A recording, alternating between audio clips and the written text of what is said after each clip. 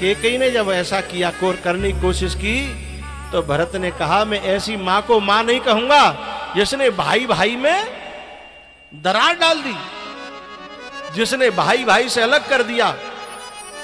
लेकिन राम जी जब वनवास से लौट के आए ना, जब केकई के पास में गए तो केकई ने एक बात कही कि बेटा मैंने 14 साल कैसे काटी हैं, शायद तैने इतने दुख ते नहीं काटी, लेकिन मैं यहां न मर पाई और न जी पाई।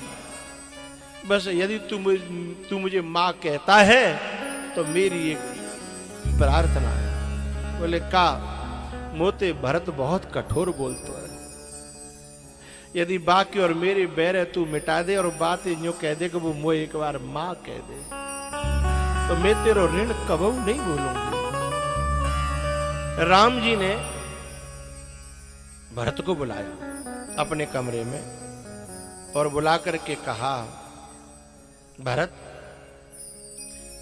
तू मुझे मानता है, मैं जानता हूं, लेकिन मैं आज तुमसे कुछ मांगना चाहता हूं। अच्छा, भरत को पता था कि केकई के भवन से आए हैं राम। भरत ने कहा भैया तुम मुझसे प्राण मांगोगे मैं प्राण दूंगा, तुम मुझसे जो मांगोगे मैं वो दूंगा, लेकिन मेरे हृदय की बात बताऊं, आज्ञा दोगे तो मैं सब काम करूंगा, पर एक आज्ञा बड़ी मुश्किल से मैं मान पाऊंगा। बोले क्या?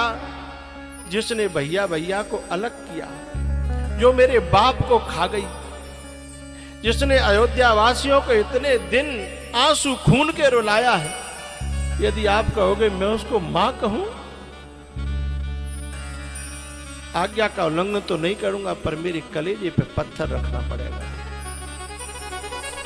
ऐसी मां को मां कहूं, मेरे बाप को खा गई, मेरे भैया को मुझसे दूर कर दिया। जो भैया भैया को दूर करती है वो मां कैसे हो सकती है? आप बताओ। जो मेरे बाप को खुशी खुशी खा गई, बाप मर गया था और वो आरती लेके ठाड़ी भरत में आया, आरती लेके ठाड़ी और कह रही कछुक काज विधि बीच बिगाड़ा है, वो मां है। भैया मैं ये बात कैसे कैसे दिल स्वीकार करेगा मेरा? तब राम ने कहा भरत तुझे नहीं पता, इसके पीछे बड़ा रहस्य है, बस इतना समझ ले कि मेरी आज्ञा है, एक बार केकई को मां कह दे। तो राम की आज्ञा मानने के कारण राम भरत को ले गए, मां के पांव छुपाए और तब भरत ने राम के कहने पर केकई को मां कहा।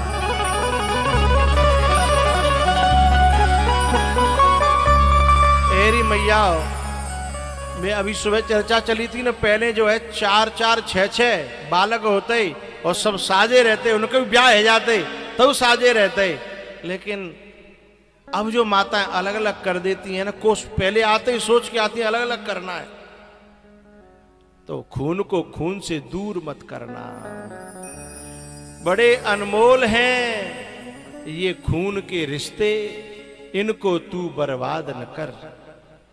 बड़े अनमोल हैं ये खून के रिश्ते, इनको तू बर्बाद न कर। चाहे तो मेरा भी हिस्सा ले ले, पर मनों में तू दीवार न कर।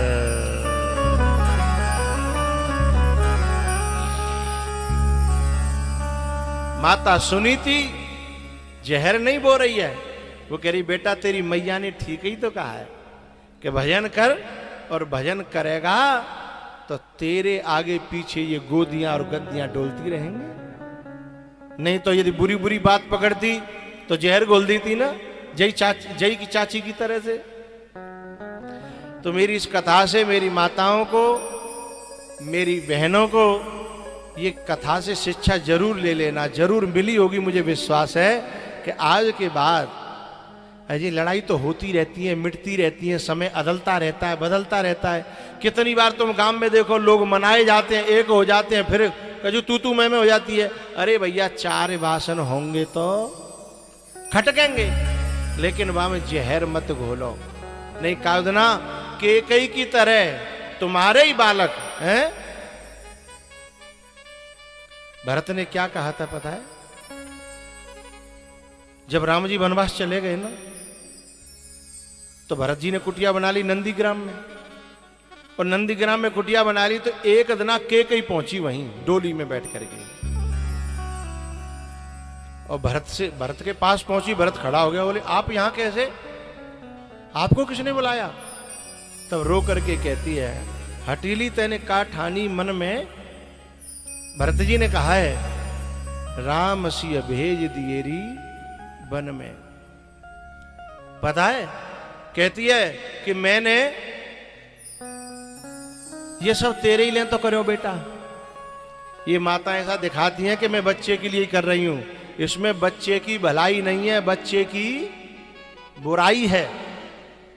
तुम उन्हें अपने परिवार में खेलने दो, अपने परिवार में मिलने दो। तुम्हारा मन नहीं मिल रहा है, तुम ये सोच के सोचा करो कि तुम्हारे भैया भाभी 4 भैया हों और अलग अलग फूट पच जाए बिन में, तो तुम्हें कैसा लगेगा?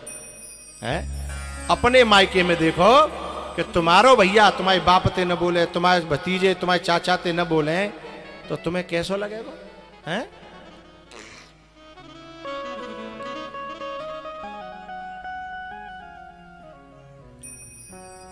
हटीली तैने का ठानीरी मन में, राम सिय भेज दिएरी वन में।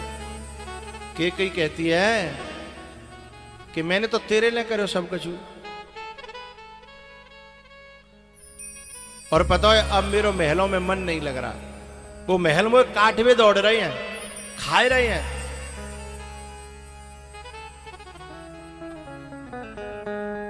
लेकिन भरत जी ने क्या कहा कि तुमने ही तो उन्हें मांगा था, मैंने तो मांगा नहीं था। अब उन्हें कम से कम भोगो तो सही, उनको स्वाद तो ले।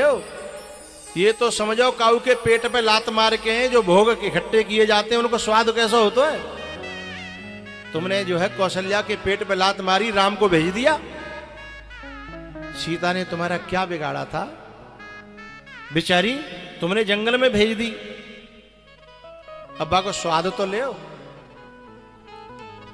भैया। भरत जी महाराज कहते हैं, हटीली तैने का ठानी मन में, राम सिय भेज दिए वन में, राम सिय भेज दिए वन में।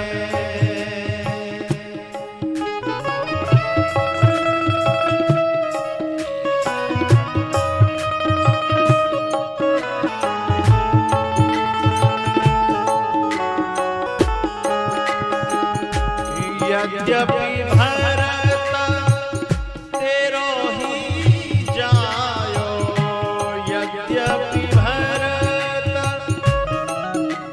ही तेरो ही जायो, पर तेरी करनी देख लजायो, तेरी करनी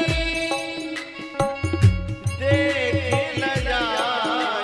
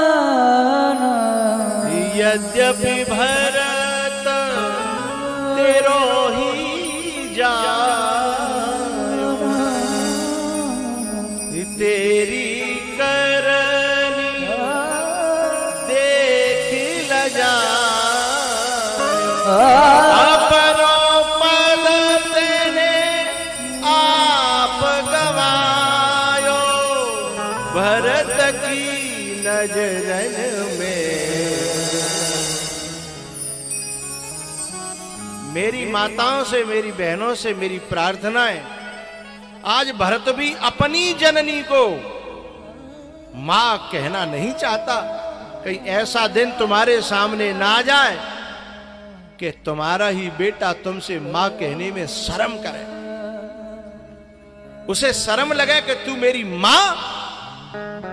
हंस वंश दशरथ जनक राम लखन से भाई, और जननी तू जननी बही विदिशन कछुन बसाय।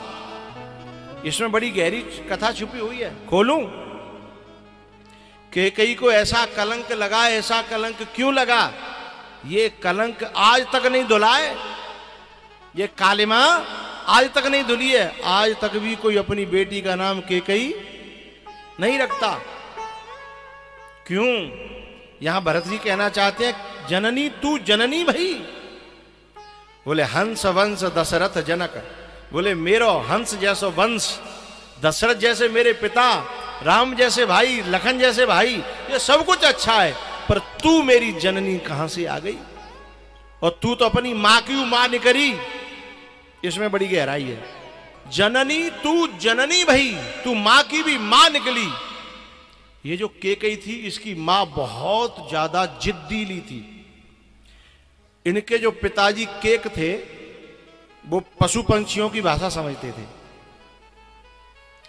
वो जो विद्या उन्होंने पढ़ी थी, तो एक दिन थाली में से एक चींटी जो है शक्कर का, गुड़ का कण लेके जा रही थी।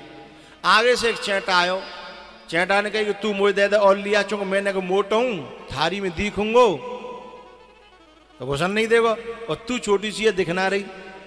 उन दोनों की बात है रही, तो राजा केक को हंसी आ गई। अच्छा, नारियों को जो है ना, ये लगती है कि जो मुंह पे ही हंस रही है। अब वो जिद पर गई, तुम क्यों हंसे बताओ?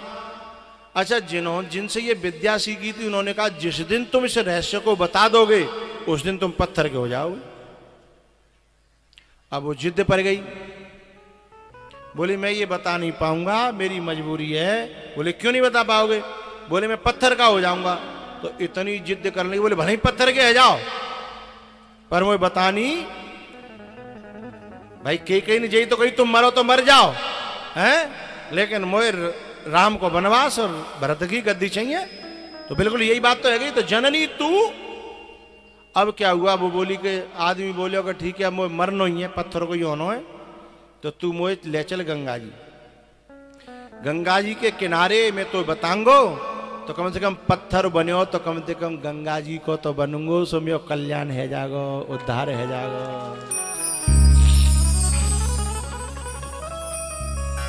अब ये गंगा जी लेके चल दी मरवावे के लिए, हैं? रास्ता में कहा भयो कि ये राजा केक जो थे वो धर्मात्मा थे थोड़े, तभी तो ये विद्या जानते थे। तो एक श्लोक का चरण है, धर्मो रक्षति रक्षितः धर्म एव हतो हंति। जो धर्म की रक्षा करता है, धर्म उसकी रक्षा करता है। तो धर्म जो था वो राजा केक की आंख खोलने के लिए रास्ते में आ गया, जोड़ा बना करके बकरी और बकरा का। बकरी चर रही थी, वो बकरा भी चर रहा था। तो एक जो है वहां कुआं था, कुआं में घास लटक रही थी। तो बकरी आकर के बकरे से कहती है कि मुझे वो कुएं की लटकी हुई घास खानी है। बकरा बोलो खा ले, को नहीं करो। बोल नहीं, तुम मोहते खींच के लाओ, बामे में गिर पड़ूंगी। मतलब तू भले ही गिर जा, हैं? मैं गिर पड़ूंगी। बोले तुम लेके आओ। सो बकरा ने, अच्छा भाषा तो समझते ही राजा के, इन दोनों की भाषा समझ रहे कि जिन्हें मुझे बात चल रही है।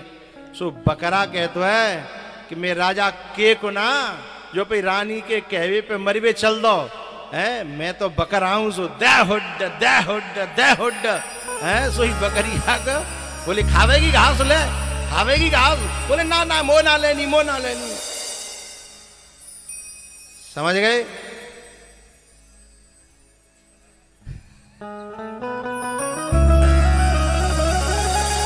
इस बात को भरत जी ने कैकेयी से कहा कि हंस वंश दशरथ जनक और राम लखन से भाई, जननी तू जननी भई विधि सन कछुन बसाय।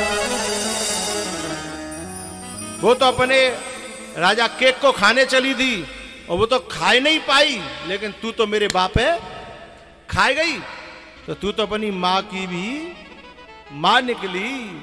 तो मैयाओ ऐसो कलंक लगो के कहिए, ऐसो कलंक लगो काय के कारण भैया भैया को अलग किया था, हैं? तो ऐसी कभी कोशिश मत करना, भैया भैया को अलग मत करना। माँ बेटा को बोलो बोलो, अरे करियो चाहे मत करियो, बोल तो देव ने का। माँ बेटा को अलग मत करना, भैया भैया को, चाचा भतीजे को, चाचा ताऊ को अलग मत करना। बस 10% ही यूं कर रही हैं, करना करेंगी। जो कछु तो प्लान बना के बैठी हैं, हैं? कछुनों की चल रही होगी प्रोसेसिंग, वो कैसे कहने का वो नहीं करेंगे। पर मैं तो भैया आज चौथा दिन ही तो है गो, हैं?